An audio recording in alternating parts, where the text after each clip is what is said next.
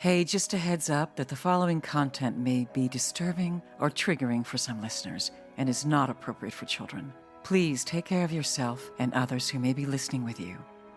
Welcome to the Bonus Babies Podcast, a show that has no easy answers, only hard questions. Basically, I take all my trauma that I've ever been through, flip that around, and create triumph with it. And I share that triumph with others. You know, I take everyone that I want to win with me together, and we win together. Even those who have hurt me in my past, I don't hold it against them. You know, we've all changed. I'm not who I was 10 years ago. I'm not who I was yesterday. You know, so I forgive. I forgive, and I spread love and triumph, and we win together. Because at the end of the day, no matter what you did to me and the hurt you caused, I am who I am today because of what you did to me. Like, because of you, if anything, I should thank you for putting me through what I went through, because I wouldn't be the resilient individual I am today. Can you tell me what you call the kids who you've cared for over the years? We feel that the children that we receive coming into our home are bonuses. So we call them bonus babies. I love that. This is your host, Jayne Amelia Larson, and I'm a CASA, a court-appointed special advocate volunteer for youth in foster care. Yeah, I know it's a mouthful. In the same way a CASA works, I explore all things in the foster care maze by talking to kids, parents, caregivers, attorneys, social workers, therapists, really anybody and everybody who will speak to me to keep the conversation open and the information flowing about all things CASA. Hi, this is Jake Eberly, the producer of the Bonus Babies podcast, and today Jayne speaks with Rob Rodriguez. And despite an incredibly difficult and unstable adolescence and severe bullying because of their gender choices and sexuality, they still have an incredible attitude and encourage themselves and others to push forward and create the future they want. Rob is an inspiration to all of us. Enjoy the episode. I'm here with Rob Rodriguez. Hi, Rob. Hi, good morning. Okay, I want to talk about your tattoo. You have a butterfly right on your throat. It's beautiful. Thank you. What else you got going on? I have two full sleeve tattoos. I have a Bad Bunny tattoo, Ooh. Jennifer Lopez, a tattoo from Puerto Rico, some flowers here, you know, a little bit of everything. That's right. You're Puerto Rican, right? Yeah. Yes, born and raised in New York. Okay, show me the lip. Of course. Okay, I'm sorry people can't see this. I want a picture of this for a social post. It's a heart, right? Yes. When I was in high school, a friend and I, we got it matching tattoos. We were like, sure, let's just do something spontaneous and random, and we did a heart on the inside of our lip. Yeah, it looks like it was painful, no? My least painful tattoo, to be honest. Inside your lip was the least painful? Wow. I kind of laughed most of the time because they had to tape down my lip. So it was a little funny in the moment, but I didn't feel anything. It kind of just felt like when you bite your lip really hard for a second, and then just went numb, almost. Huh. Okay, well, wow. Okay. So Rob, please, tell me a little bit about yourself. How are you raised? What's the skinny? Of course. So I'm born and raised in New York. I am 31 years old, Puerto Rican. I will be 32 in April, so that's exciting. My birthday's coming up fairly shortly. Yeah. Are you an Aries? Yes, an Aries baby, and I love it. And it kind of, I'm not too big into horoscopes, but when you look at some of the, the Aries horoscopes, it really does match who I am, I think. So I would like to think so, very spicy, fiery personality, dominant, straightforward and blunt, lots of energy, for the most part. So those little Aries parts, I kind of like to think that I am. All good qualities. Of course. Okay, so how were you raised? So my mother passed away when I was 4 years old, and due to a drug and alcohol overdose. And then I lived with my biological father for a couple years. He was in and out of rehab. He had a drug addiction and alcoholism problems that he was dealing with. So in and out of halfway houses, and then he finally got his one bedroom where we lived together. And then he met a lovely woman who had children of her own, and they started dating. They got engaged. We moved in together into an apartment. We were living in Harlem in New York, and then we became a family. Shortly after, they had a baby. So then it was four of us because she had two children of her own, the baby that they had together, and myself. And he passed away March 10th, 2001, What happened? due to a hit and run car accident. Oh, It was a four-car collision. It was a drunk driver who ran a light, smashed into a person that was making a right turn onto the boulevard.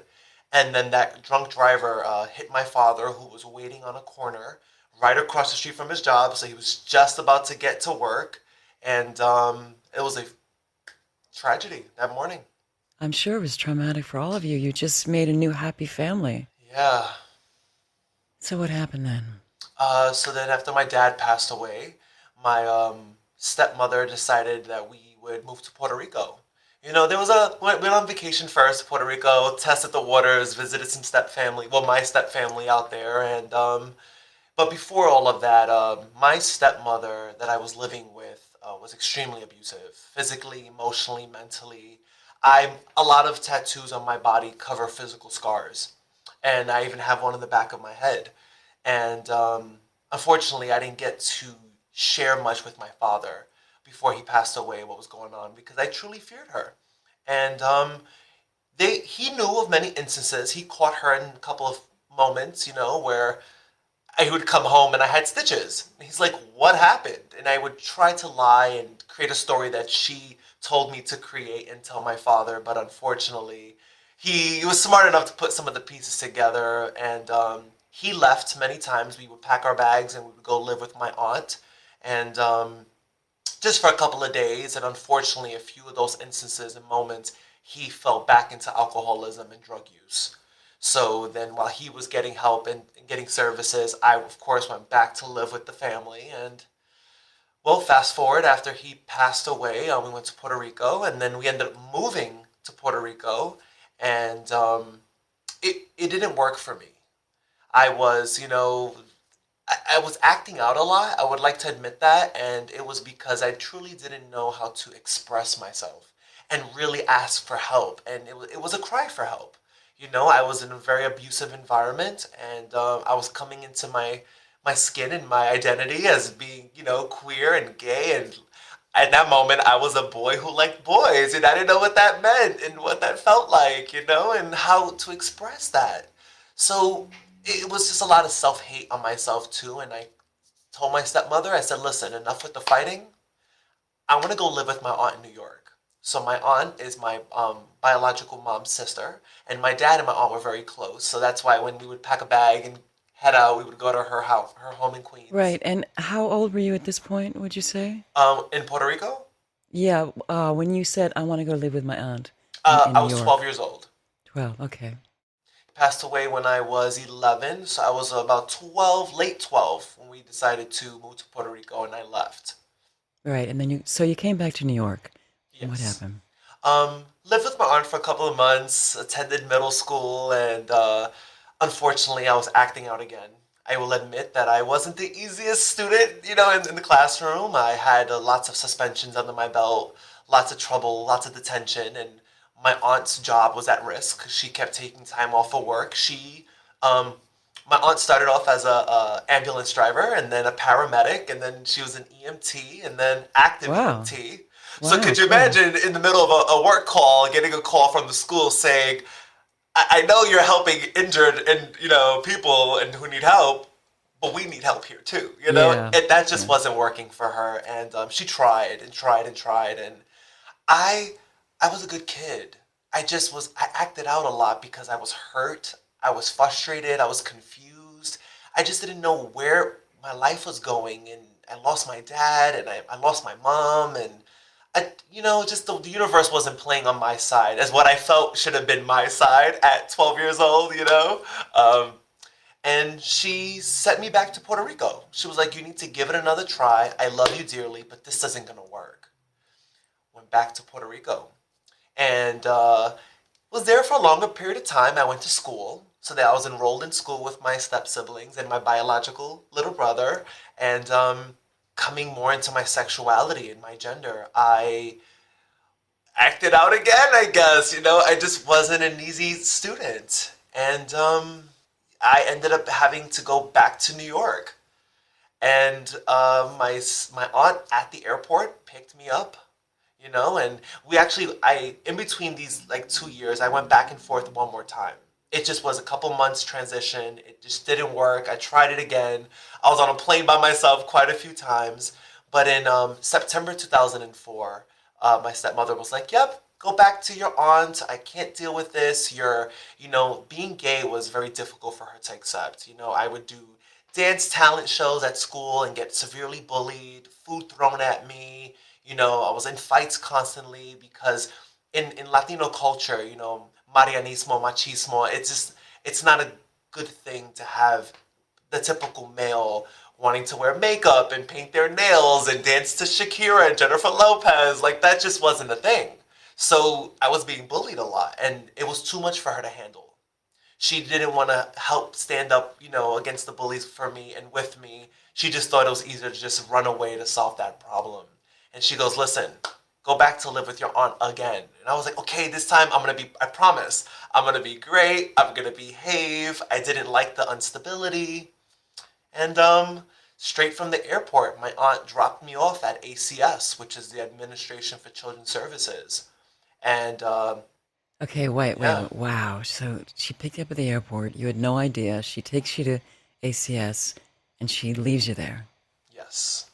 Do you have any idea what that was going to mean? No, I didn't even know really fully grasp what foster care was, and my stepmother along the years had threatened that many times. If you don't behave, I'm gonna put you in foster care. But the foster care components in Puerto Rico are a little different. Like, it's a little more dangerous. It's a little less successful. It's a little less helpful for youth. It's more of a place to just keep them until they're 18 and ship them off. And that day, I remember driving from the airport, and I was like, "Oh, the exit's coming. We're gonna get off and go to Titi's house." And she kept driving, and I was like, "Where are we going?" And she's like, "We're just gonna take care of some stuff." And when we got there, something that is very important to me is that when I got dropped off and I was crying and I met with the caseworker and my aunt was pulled somewhere else and they were talking to her in a different room. In order for me to feel better, this caseworker turned into her cubicle and she handed me a cow beanie baby. It was a beanie baby of a black and white cow. And to this day, I still have this cow. It was one of the only things that I made sure that in the transitions of each foster home, I kept this in my backpack. I was like, this is my friend, this is my support, and this was a comfort for me. And I still have this cow. Wow. So at that age, that was a comfort to you, that little doll, basically? Basically, I Yeah. don't know how I connected and where I connected with it, but it just meant something for me. And I remember her turning to me and being like, "When you're feeling sad and you're feeling low and alone, hold on to this. This will help you." And it's crazy because you could watch, foster care movies and documentaries, and there's a lots of stuffed animals involved. When you go to Yeah, court, they give you, court bears, they call them, yeah, there's a and lot of teddy bears and there's lots of lots of. teddy bears. So, yeah. Yeah, so this sounds like a pretty good caseworker, but even so, your foster care experience was pretty hit and miss. So she was just a caseworker for ACS. She was in charge of placing me in a foster care agency. So that first couple of days, I spent the night in a group home setting. It was a placement home on off of 23rd Street in New York City in Manhattan, and it was like a room with like a couple of beds, like cots almost, like twin size beds. The showers were monitored, the food was monitored. We all had same matching pajamas and toiletry kits.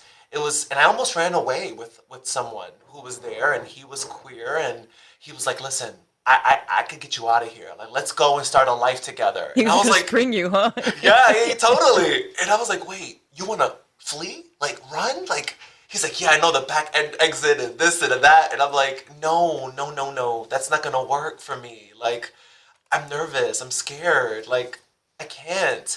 He ran away and I stood, and I was like, I don't know where I'm going or what's next for me, but running away, I've tried it before as a young adult, as a kid almost.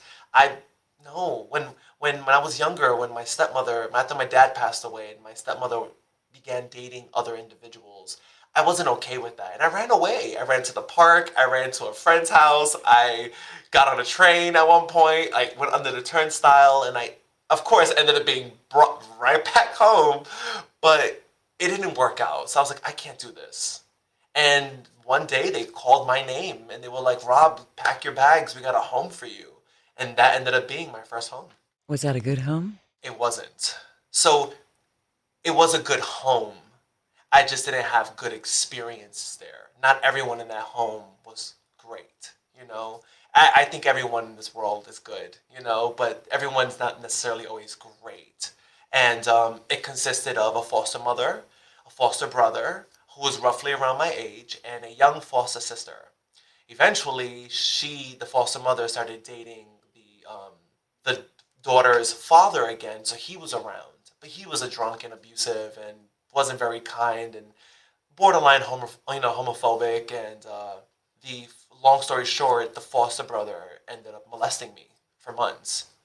And I just endured it. I just went, I mean, not endured it, but like I just went right through it and endured what came with that. And it was tough for me. And eventually I fought with the foster father, and, you know, he blamed me for many things, like things being stolen and all types of stuff. What, mind you, my aunt at that time had visiting rights with me. So about once or twice a month, we would meet at the foster care agency, and it was supervised visits, and she would bring me teddy bears and a Game Boy and CD player and all types of nice things for me. And my foster brother would take these items, and give them to the girls he was trying to impress in school, like that he wanted to date. So the things were going missing in the house. It wasn't me. It was my foster brother. But of course, that's their biological family, and I was the one to blame. And after a while, I was like, you know what? I can't take it. I just took whatever I could take and shoved it in a backpack, and I ran away. So you couldn't tell your aunt that the foster brother was molesting you? You couldn't tell anybody? I couldn't tell anyone. I wanted to, and I was smart enough to know, like, if I do it, but the thing was, I thought that they were just going to keep me in the home, but, like, the family would get in trouble. And I was like, I don't want to be a snitch and then have to deal with those consequences, maybe them not feeding me or more abuse. So I was like, you know what? I just keep it quiet. And he threatened me a lot. So he was like, I'll beat you up. I'll get you jumped, And in that moment, I started off being homeschooled. So my foster mother was the teacher. But she worked a full 9 to 5, but she would come home and review on the computer program our assignments. And we'll go over equations and things like that. So we had tasks for the day, and we would take turns. Like, he would go on the computer for an hour, and then I would. But in between those moments, it's when those sexual acts were taking place.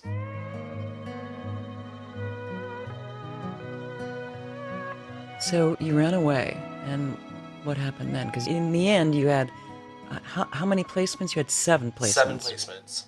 Right, so that included homes and group homes and also... residential treatment center. Right, and why that kind of center? What happened? How'd you end up there?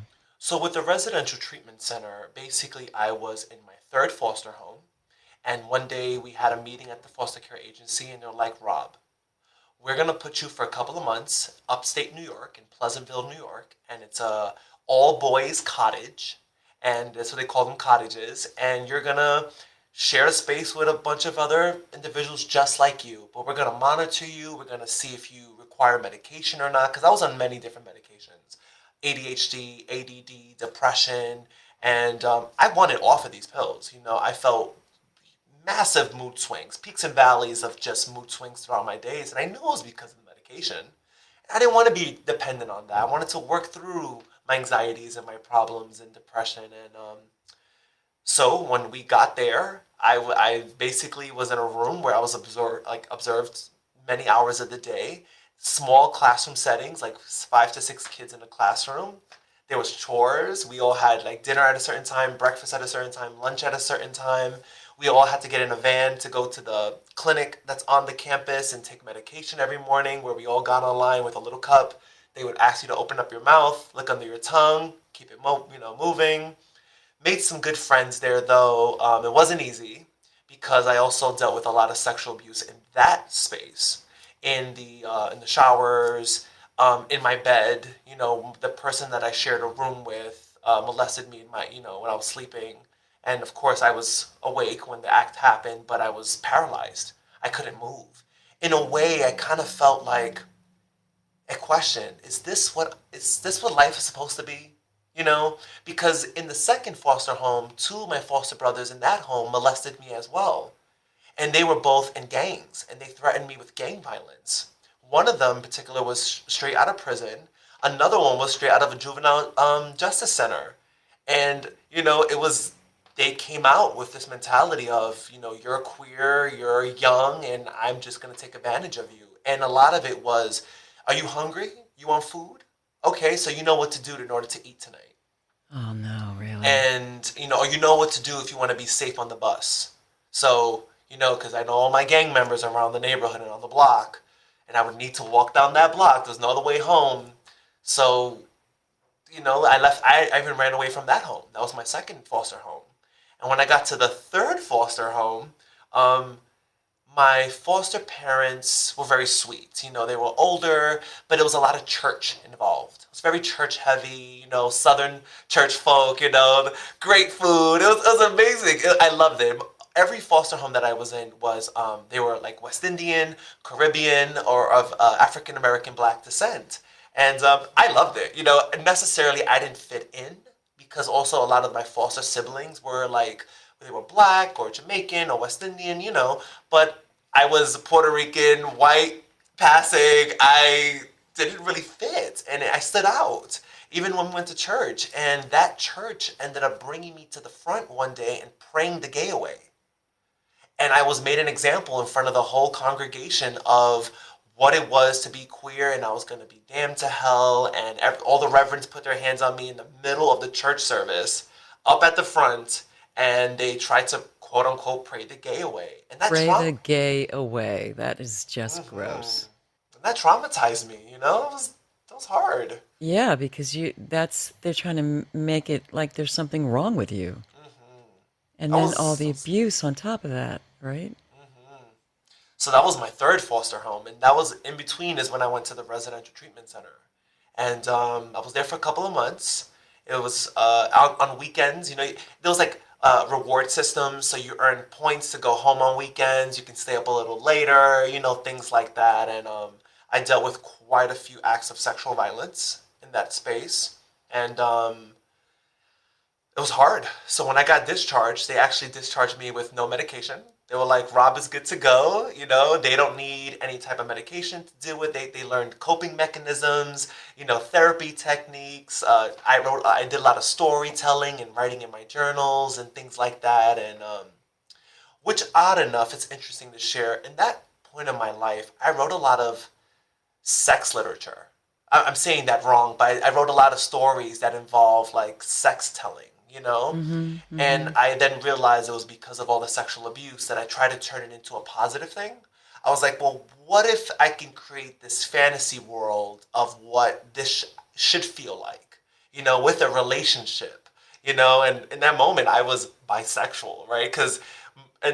Years ago, most, queer individuals came out as bisexual. They tested the waters, right? We saw how people reacted to us, and then we were like, I don't like girls anymore. I'm gay, But in that moment, I even wrote sex stories about women and men and women and women, and it was helpful for me. Do you still have any of that? I don't. I wish I did. In one of my foster homes, that third home I left a big box of items in the attic. And I never got it back because shortly after, both foster parents ended up passing away almost right behind each other. Like, I think a few weeks apart from each other. They both passed away in their sleep. Oh, my goodness. So, it's devastating. Okay, so that's the third home. Then what happened? Because you still have a couple years to go. Because you did find the right place in the end. Of course. We're not quite there yet, right? Right. So in the next home, so this is the third one. So now we're in the fourth one where... the fourth would be the residential treatment center. Yes. And then we had I was 16 at this point, and they were like, okay, we're going to give this another try, but we're going to put you in a home where you're only around females. Only women, a foster mother, maybe some foster sisters. How does this sound? And I was like, okay. I felt a little safer. I was like, let's give it a try. In that moment, females are like my best friends. So I was like, great, this is a play day for me. I love it. I'll fit perfectly. And I went into a foster home in Queens. Well, these were all in Queens, but I went to another foster home in Queens where I was her first foster child. And to this day, we still talk, we text, we keep in touch. I went and had dinner a couple days before we left to move to California, and I got to see the family. But in that space, at one point, she went on vacation down south to visit family. And we were me and a foster sister were placed in a temporary home. It was a couple blocks away, and it was a beautiful house and a little inflatable jacuzzi in the back, and it was two foster fathers. They were husband and husband. They were partners, and they had lots of children, all different ages. It was a big, beautiful home. Couple days in, I was drugged. I was given an alcohol and a cup of alcohol, and they were like, come to the back, let's all hang out in the hot tub. So in that cup, I'm assuming was drugs because of the after effects of what I'm about to share. And I ended up getting molested in the hot tub. And my foster sister at the time had seen it from the upper window and came downstairs and got him off of me and pulled me out and brought me upstairs, in which the next morning I woke up with this black vomit all over me. I was naked on the bunk bed, and I was covered in black vomit. Which now, later knowing, drugs and things, there are a couple of drugs that can cause your vomit to turn black. So I had no recollection, of what happened the night before. So this is the foster dad. These two guys, supposedly good guys, lots of kids, big beautiful home, jacuzzi in the back. They drug you and molest you? Well, one of the fathers did. One of them went back inside immediately and went to sleep. So he ignored not it? To, he or not, right. I don't know if he knew what happened or he knew what was going on and it was like, I can't do this, I need to step away. Because the next morning when I woke up, I got in the shower, I cleaned myself up, I took, took the blankets and I put it in a bag and I tied it and put it underneath the bunk bed to hide it, and I put fresh bed sheets that were in the cupboard, and I went downstairs. I had a massive migraine. The bathroom was covered in vomit, so I cleaned that up too while I was in the shower. And when I went downstairs to get water, the refrigerator door was open, and the other spouse slams the door and goes, you're not going to ruin my marriage. Don't you say a word. And in that time, it was summertime, and I was in a program called Upward Bound.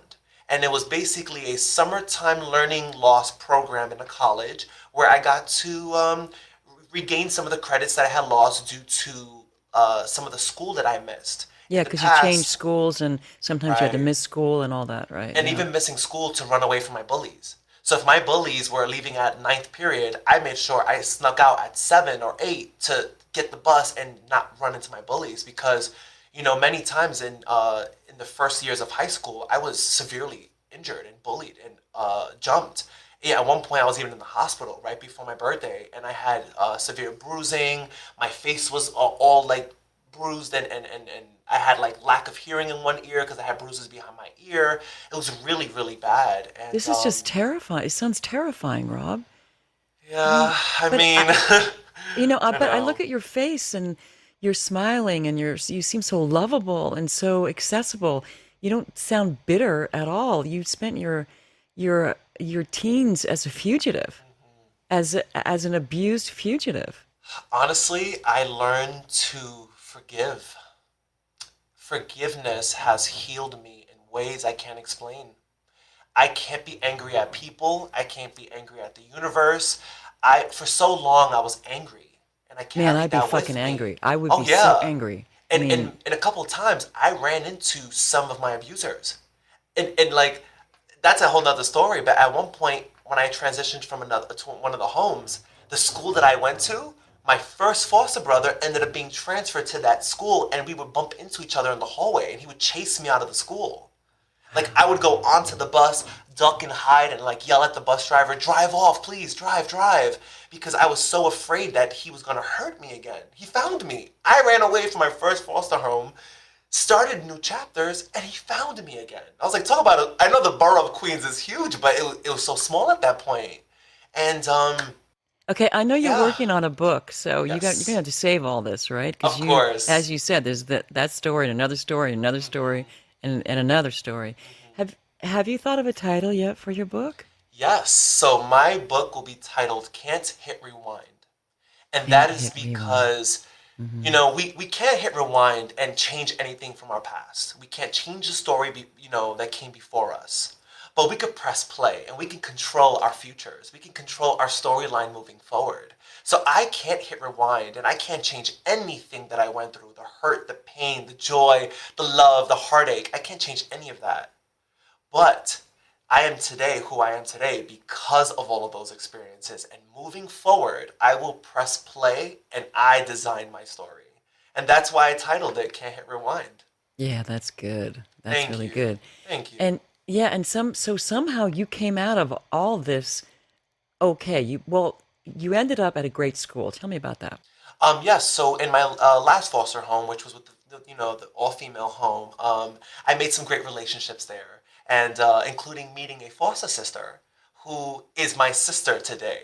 Like she comes here with her fiance from New York. We go over there. We were together for New Year's. We were together for the Fourth of July weekend, and that's my family. And I was able to create that in my last foster home. There's no foster sister there. We are brother and sister. We are siblings, and we're inseparable. And that's a relationship I can't, would never change for the world. But when I was in that last home, I was again in a school in Queens, and predominantly West Indian and Caribbean. And of course, like we mentioned before, being queer and gay in that space is not acceptable. In that culture, being gay, people are killed on the islands, for coming out queer and having queer relationships. And I was bullied a lot. I was at school dances. I got beat up in the middle of a school dance, and security had to pull the guys off of me. I was chased multiple times down blocks and running onto buses. It was just very dangerous environment for me because I was always a very loud and proud individual. I didn't like being closeted. I liked being bright and colorful and expressive, and for some people that didn't go well. So one day, I decided I wanted to do a gay straight alliance. And the school was like, absolutely not, Rob. Like, you're gonna ruffle feathers. Like, respectfully, they turned to me. It was like, haven't you learned enough? Like, aren't you like, and I was like, you know what? No, I have not, because there are other youth in this school who are dealing with the same issues who would appreciate a gay straight alliance. A safe space for all of us to meet and talk and find solutions to these problems of bullying and these acts of violence that were happening in the school and the community.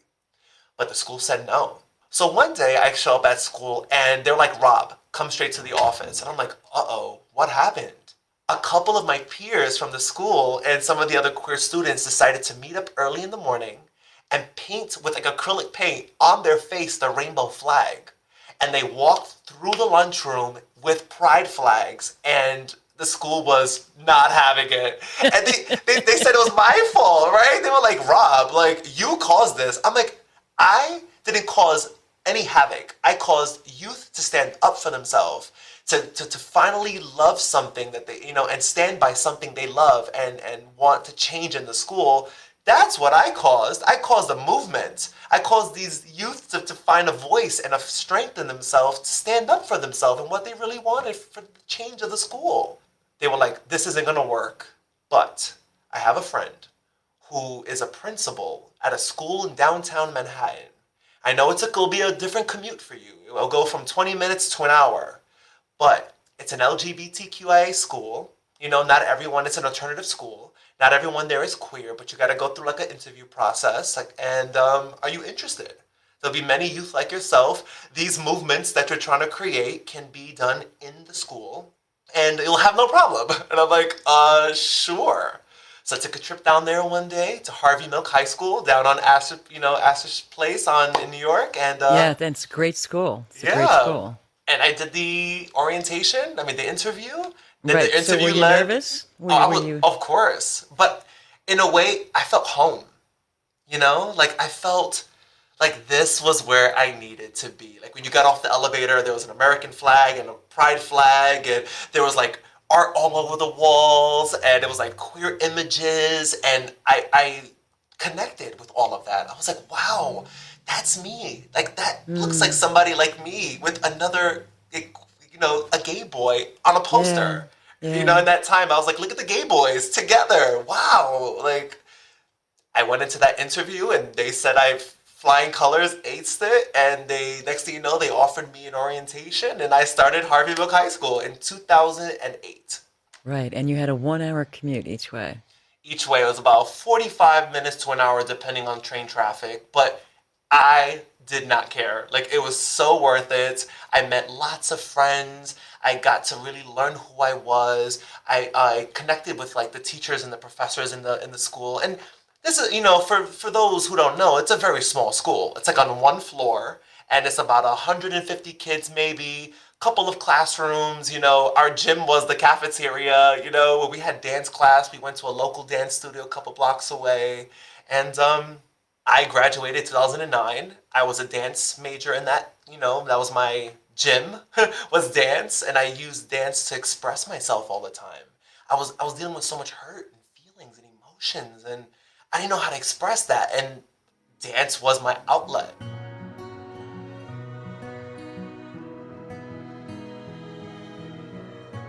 So you're happily married now. So Yes.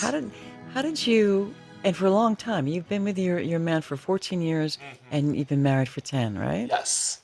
So how did you find love after all the hardness that's been shown you? How did you find that? Of course.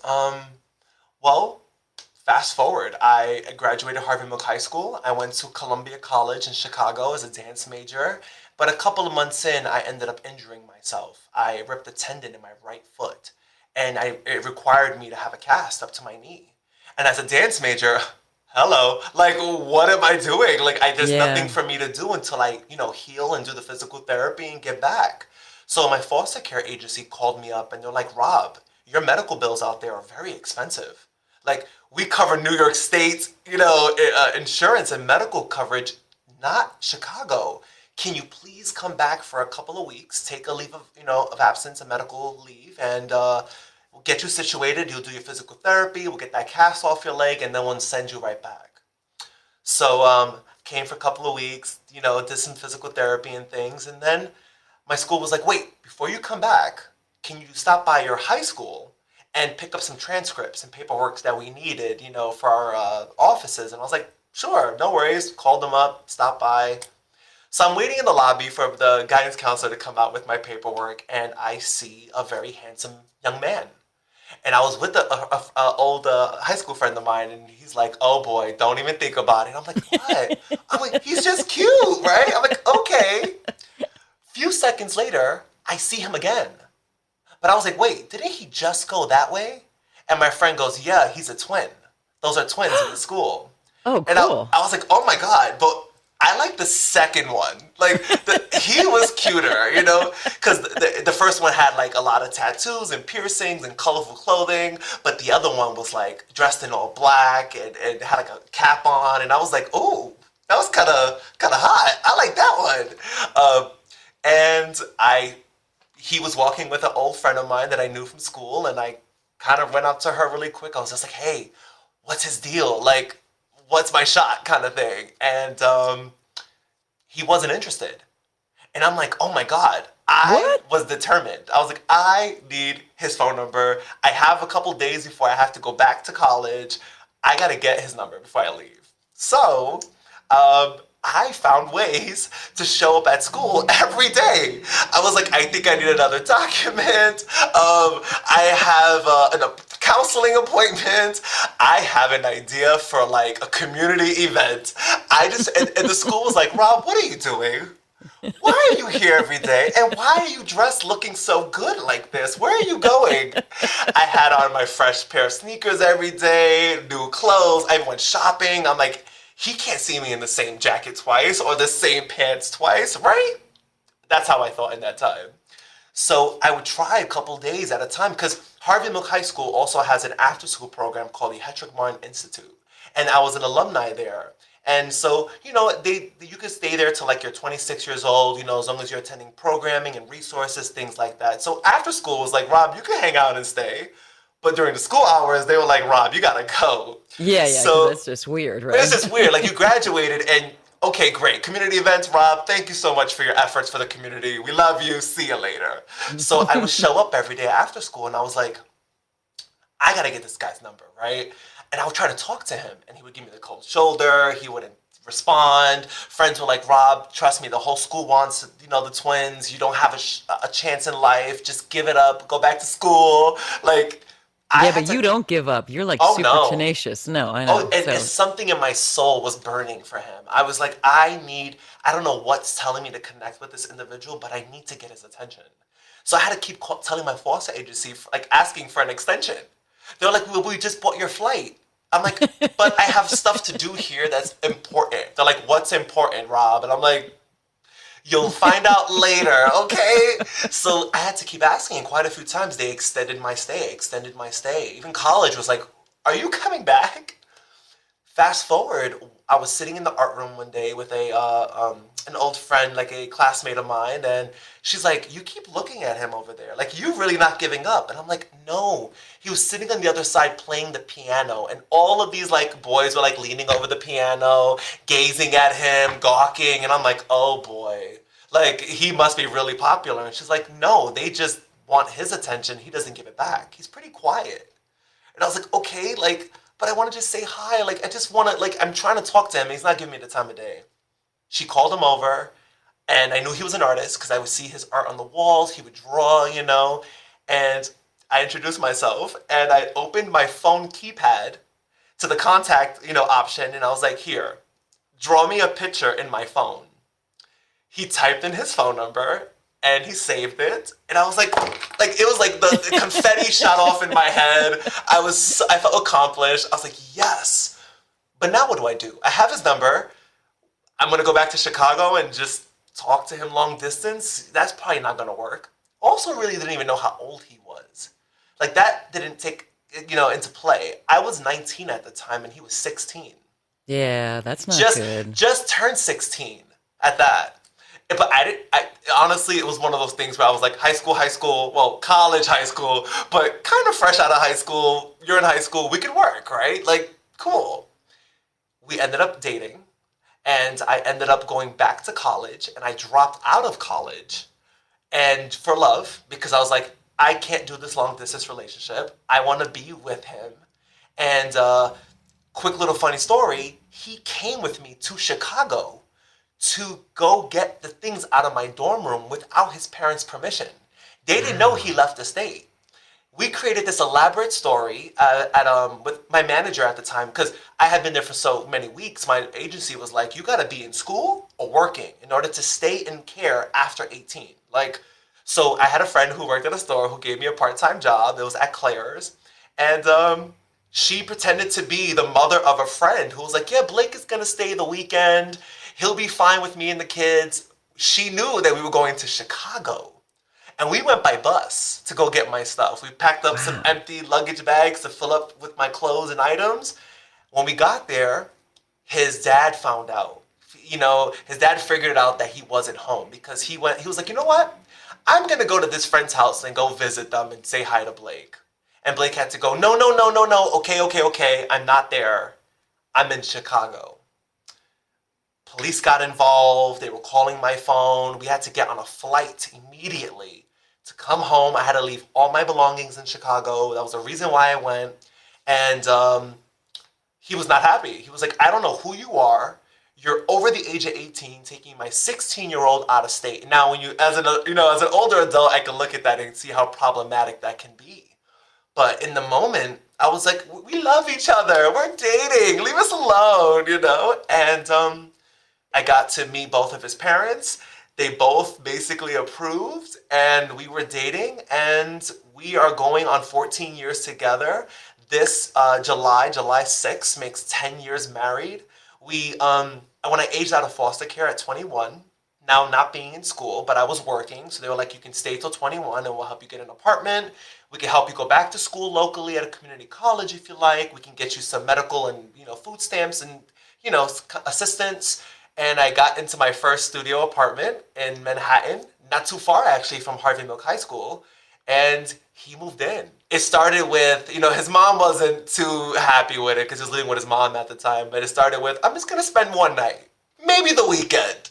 Okay, 2-3 days. And then it turned into one day, a knock on the door. He was there with a full carriage of, a shopping cart full of all his things. He was like, I'm living here with you now. This is how we're going to do this, and I will figure out how to tell my mom. And I'm like, oh my gosh, what are we going to do? But it worked out, and we've been together ever since 2009. And yeah. You seem really happy. Thank you. But I mean, I think that's your go-to as well. But all right, so tell me about your job now, because you also have a really cool job, right? Thank you. Yeah. So when I aged out of foster care and I started working in retail, I realized there was something else that was missing for me, and it was to give back to those who were in foster care.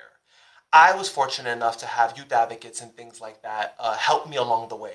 Tell me what I was, you're supposed to get a stipend and a clothing allowance and food and things like that. But I saw my peers around me not having those resources, and they were signing themselves out of foster care way too early without proper support. And I was like, you know what? I need to help and give back and be a voice the way these youth advocates were for me. So I started working for ACS. Full circle moment, from that drop off, I ended up getting a job there as a youth advocate. But due to funding, that job only lasted like 8 months, and we were all let go and had to find other work. But it kind of worked out for me because I had a lot of secondhand trauma.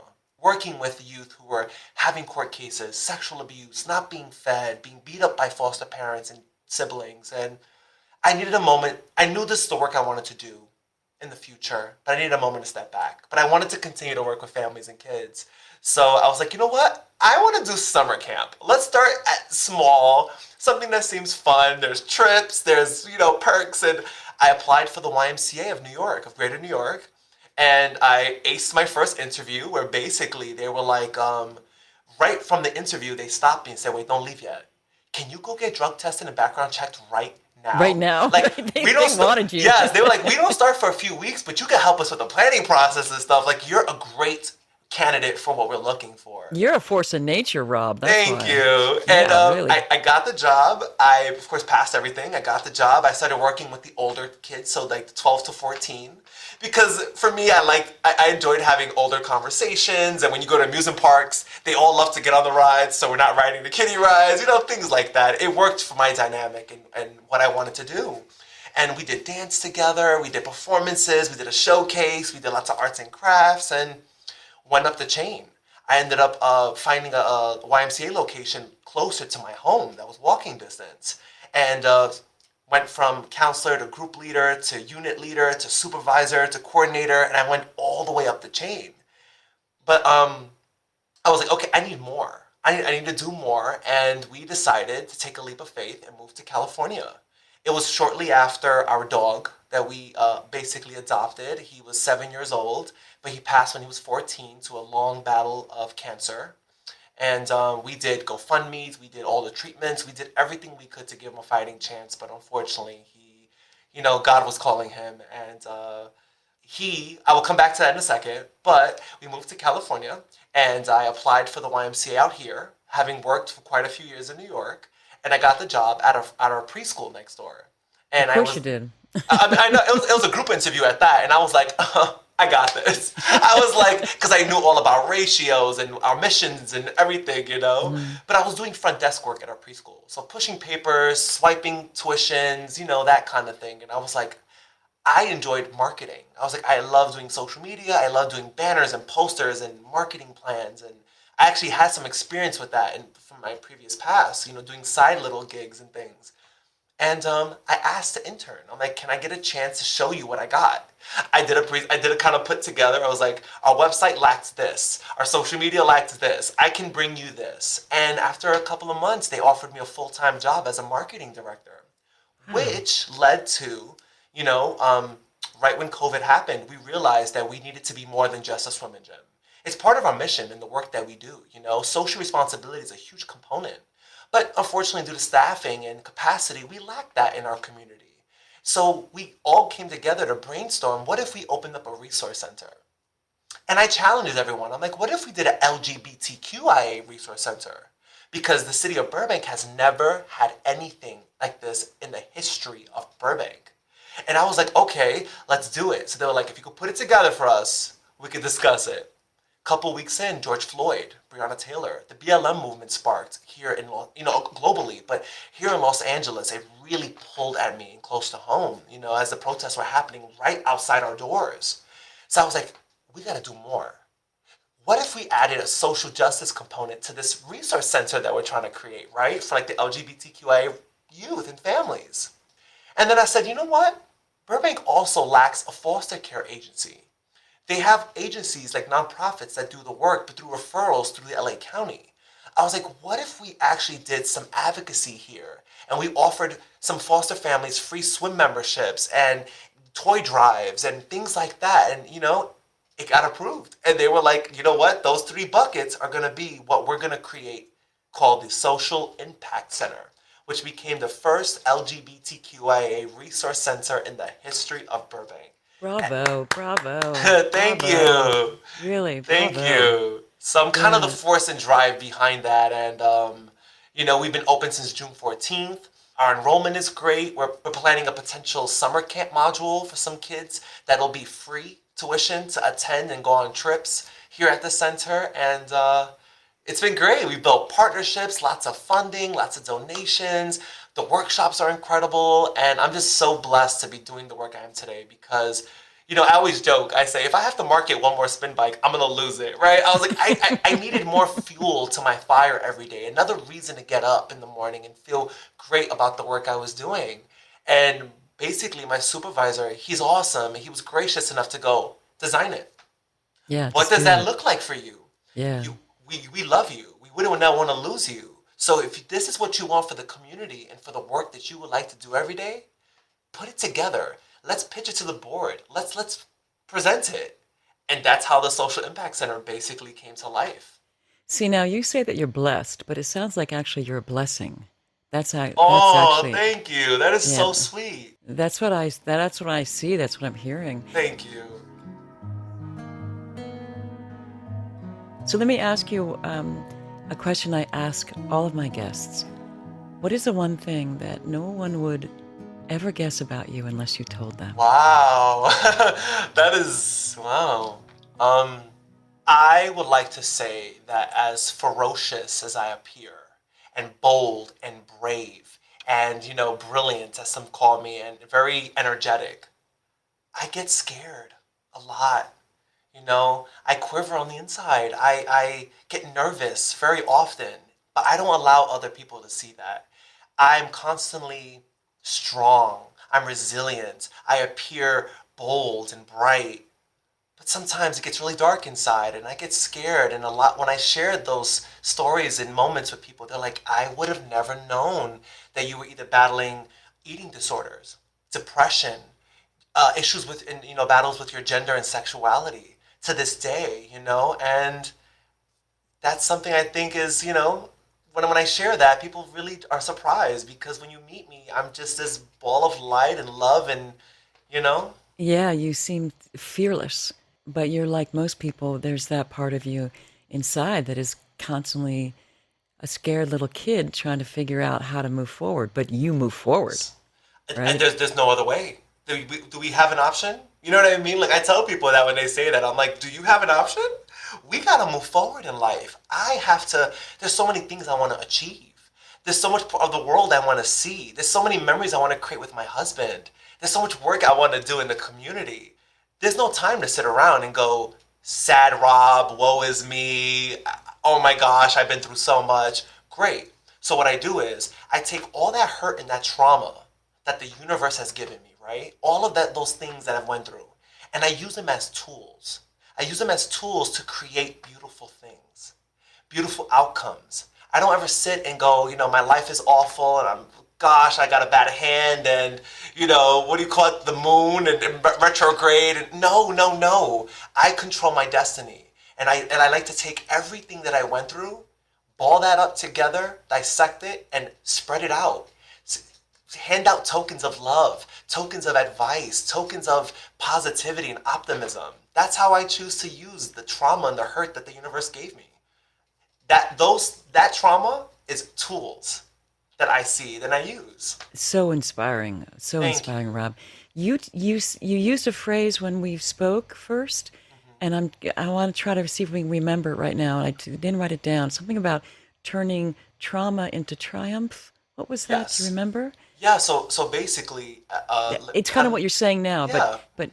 but can you say it again for me? Yes, I'm trying to think. I'm like, basically, I take all my trauma that I've ever been through, flip that around, and create triumph with it. And I share that triumph with others. You know, I take everyone that I want to win with me together, and we win together. Even those who have hurt me in my past, I don't hold it against them. You know, we've all changed. I'm not who I was 10 years ago. I'm not who I was yesterday, you know? So I forgive. I forgive, and I spread love and triumph, and we win together. Because at the end of the day, no matter what you did to me and the hurt you caused, I am who I am today because of what you did to me. Like, because of you, if anything, I should thank you for putting me through what I went through, because I wouldn't be the resilient individual I am today. Wow, Rob. Wow, that's so inspiring. Thank you. Thank you. Thanks for speaking with me today. Thank you, Rob. We need more people like you working with our kids to inspire them to be more positive. You've certainly inspired me. So next week's guest is Dennis Rosenbaum, who calls himself a child of the 60s and 70s, influenced by JFK, MLK, and Malcolm X. He was a school psychologist for 38 years, treating literally thousands of kids in his career. And when he retired, he didn't stop helping kids and became a CASA. So join us next week. Thank you, and be well. If you see something, say something. If you suspect a child's health or safety is jeopardized in any way by parents or anyone else, contact the Child Protective Services Agency in your county. 24-hour hotlines are staffed by trained social workers who will help you through the process, and you can do so anonymously. In California, you can call the Child Protection Hotline at 800-540-4000. So if you see something, say something. You might be saving a child's life. If you want to know more about becoming a CASA anywhere in the country, go to nationalcasagal.org, and in LA, casala.org. And if you want to know more about becoming a foster parent, check out the National Foster Parent Association at nfponline.org. There's also faithfosterfamilies.org and adoptuskids.org. There's tons of other information online as well, so you can just hunt around. We also want to thank the supremely talented Christina Apostolopoulos for her beautiful original music. You can find her music on Spotify or Instagram at Christina Aposta. And also thank you to Yukon Har for his engineering. Thanks for listening, and if you like what you hear and you find it as valuable as we do, please rate us and hit subscribe. You can also make a donation at bonusbabies.com. See you next time.